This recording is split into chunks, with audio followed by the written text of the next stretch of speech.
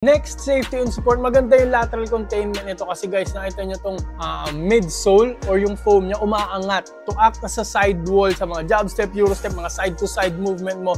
Lateral containment, panalo. Plus, may torsion plate pa guys ha. So may torsional support din to. So hindi ka basta-basta matatapilok, may twisting support din po siya, no?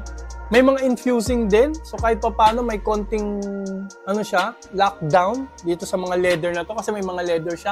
Yung heel counter sakto lang, no, hindi masyadong rigid.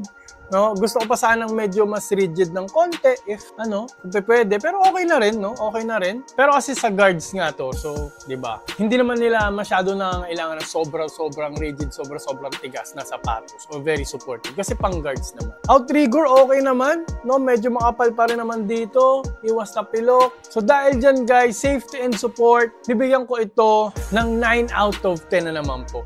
Kasi ang kapal naman ito, no? Matigas naman, ramdam mo. It gets the job done kahit foam lang yung no? And meron namang parang dito garter. So maganda pa rin naman yung lateral containment. Satisfied ako sa price point niya. Next